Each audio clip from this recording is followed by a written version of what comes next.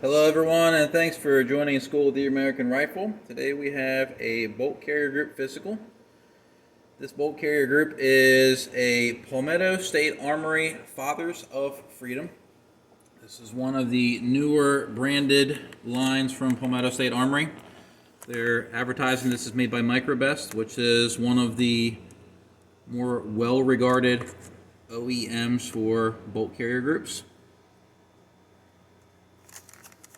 Look on the back, it says Made in the USA, Palmetto State Armory, and then it goes down all of the specs by Microbest. So this, I believe, is Palmetto's shot at putting a bolt carrier group on the market that competes with some of the more premium lines. So we're going to crack this open. I have not opened this up yet.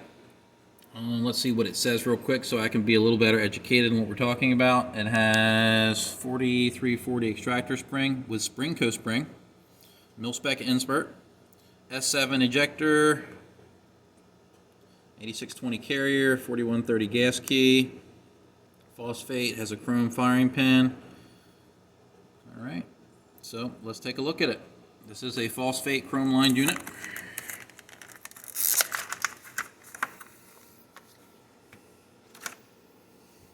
The Patriot on there is seems to be a shot at Sons of Liberty Gunworks.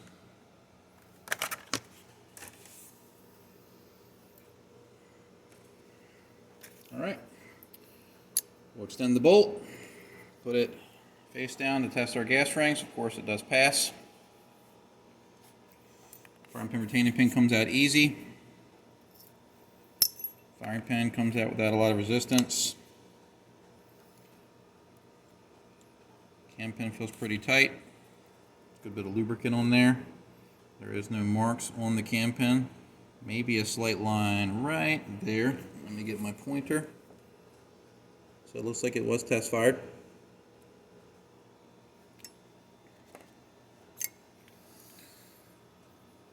Overall finish on it, it's fantastic. Has a good bevel on the rear of the carrier. It's not rough. Staking on it looks good. Looks to have good fasteners. The chrome lining on it is very well pronounced. Run a swab in here and get some of this oil out of here.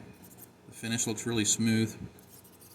It is interesting to see how much chrome though has overflowed from the process. Normally don't see as much of there. It normally comes in about halfway of where it is now. So we're here.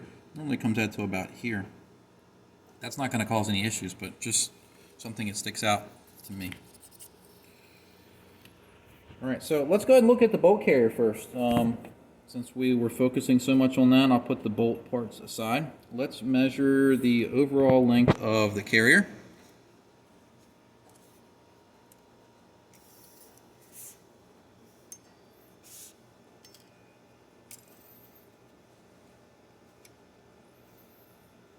.668, very good.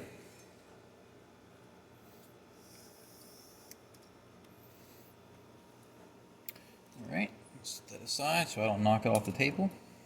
Been doing that a lot lately with my instruments and getting things replaced.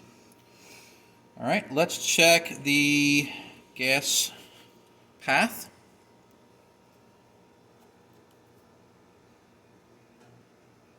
It does pass. All right.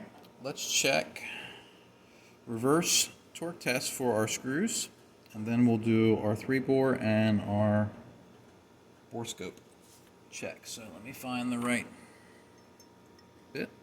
We have one. Let's move over to the vise.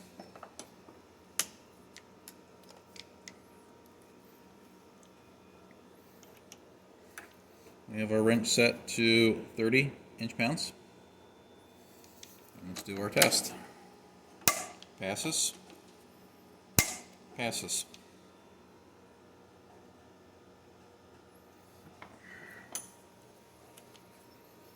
All right, let's do our 3-bore check. So let's do our bolt support. Takes the first green pretty tight. Doesn't take the second green.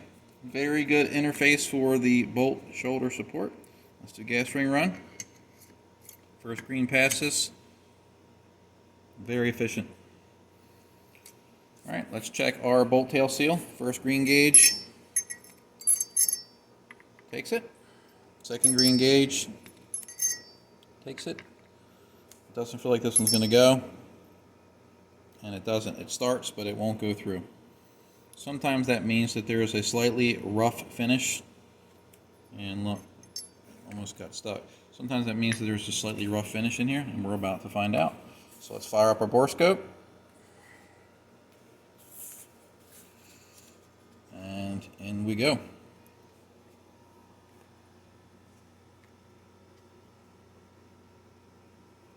Got to change the focus here.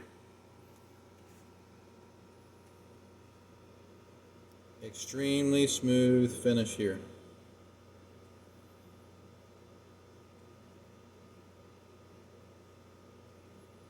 I'm impressed by that. This is our gas ring run. Again, impressive. I just did a video earlier and was talking about how rare it is to see bolt carrier groups with a really smooth finish on the internal part of the 3-bore, and I have 2 in a row that are almost perfect. Now I did say that I thought the bolt tail seal was going to be a little rougher. Let's see what we get, because it was starting to eat the gauge from the rear. We can see a little bit of machining inconsistency right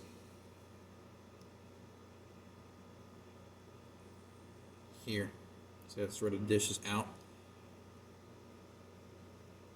Now there is some oil in there, so that's giving us a little bit of a skewed view. Let me see if I can clean this out from the back side, and we'll go back in and look at it.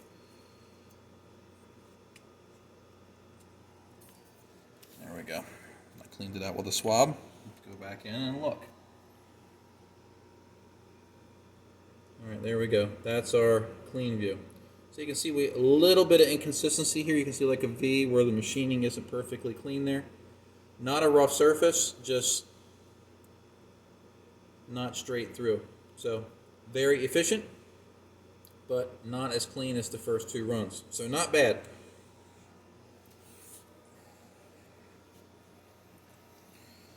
So bolt carrier group did well. Probably on the more efficient side that you'll see when it comes to the gas ring run. Very few only eat the first gauge and don't go into the additional gradient gauging. Length is fantastic. Let's check our gas key now. Takes the green. Helps if I stop dropping things. My wife thinks that's funny.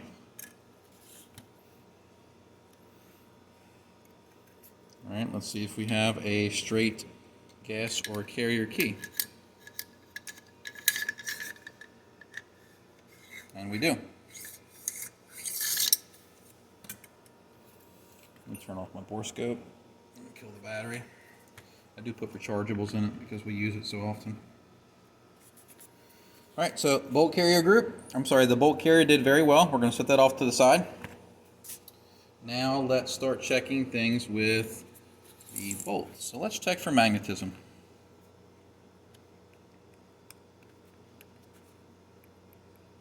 No magnetism. And I'm going to start making this a topic of all the videos because not everybody watches all the older videos. The reason we check for magnetism is if the bolt or bolt carrier group or even stuff in the fire control group are magnetized, what can happen is if you're using imported ammo that has a steel casing, or if you have ammunition that has bimetal projectiles. Bimetal is magnetic. It's not armor piercing. Look, it will stick to a magnet, and so will the casing. So as the gun is cycling, chambering, and extracting, it can shave off debris from the casing and the projectile. That debris is magnetic.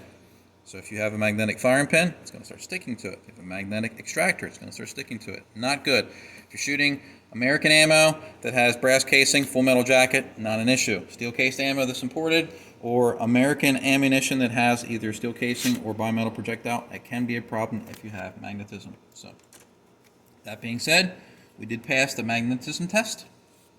Now let's check headspace. So we're going to check with 14636. This is the 223 go.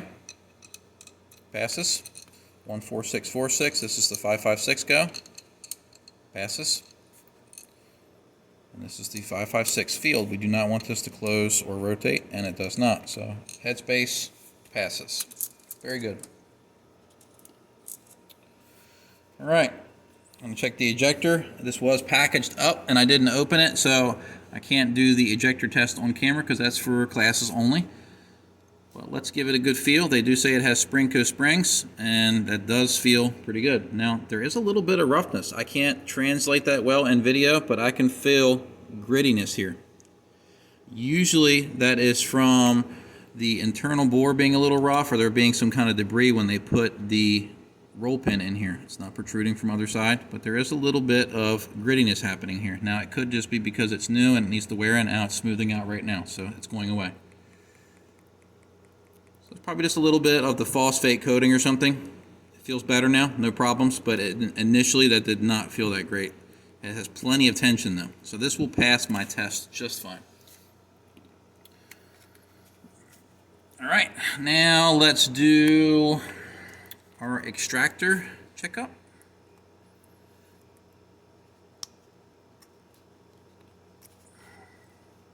That does have a Springco spring, and it has the black insert. That is a 5-coil Springco. Claw feels very sharp and good. Let's check it with the gauge.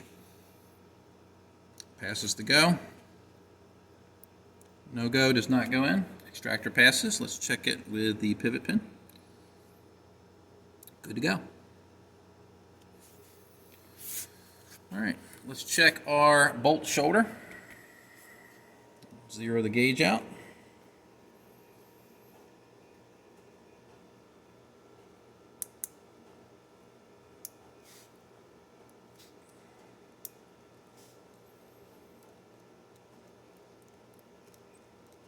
I want to see at least 0.527 here.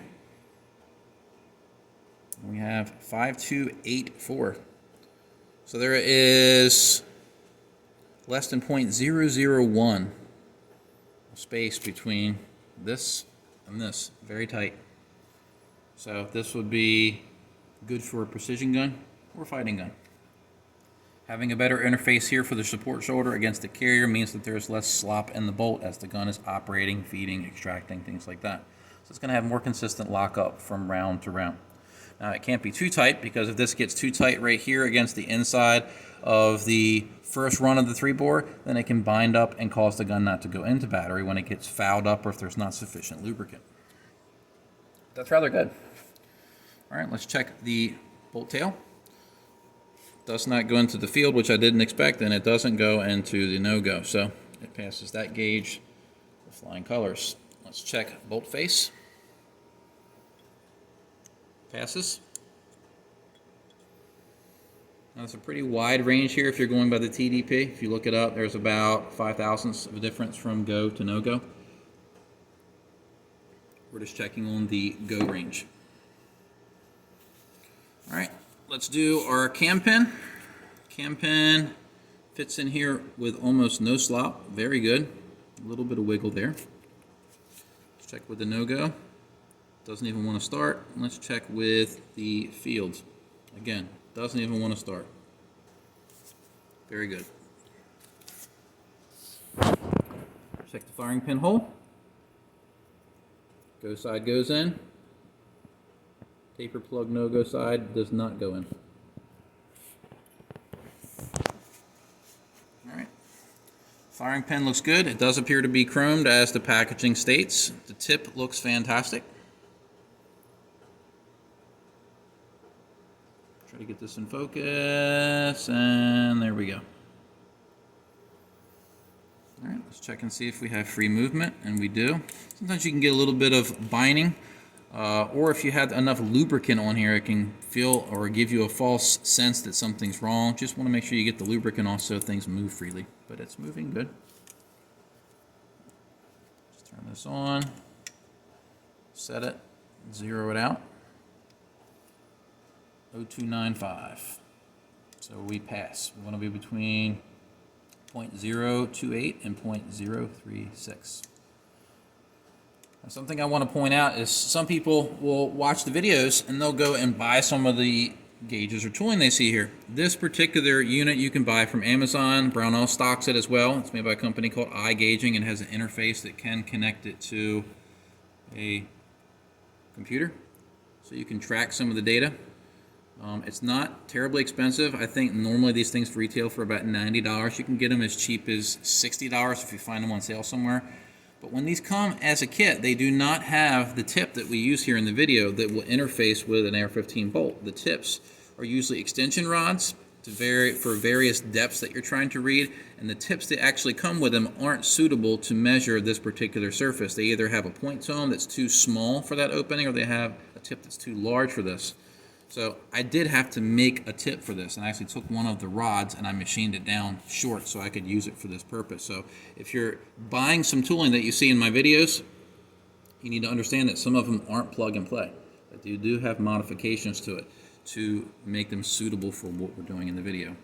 So I'm not trying to discourage you, but I just want you to understand if you buy the kit, it's not going to work out of the box with a bolt face for an AR-15. It will work with something like an AR-10.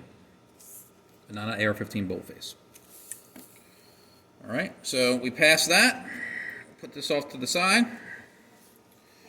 All right, what else do we have left to check? I think we did everything. Firing pin, retaining pin. Yep. So all done. Remember, this is an example of one. Overall, this bolt carrier group did very well. Again, this is made by Microbest, so I expected a pretty good physical out of this. They're usually one of the more consistent companies who make bolt carrier groups, so I had high expectations looking at the packaging, and this did not disappoint. The only thing that stood out was we had a slightly rough ejector, but that was just some what I would refer to as break-in. Move it a couple times and it was fine. I'm going to check it off camera to make sure that it does pass, but that spring has plenty of tension. There's not going to be anything wrong with it. But overall, this particular example of one did fantastic. Again, Fathers for Freedom competition to try to go at some of the more regarded companies that make bolt carrier groups. Did really well. So hope you found this video educational, and thanks for watching.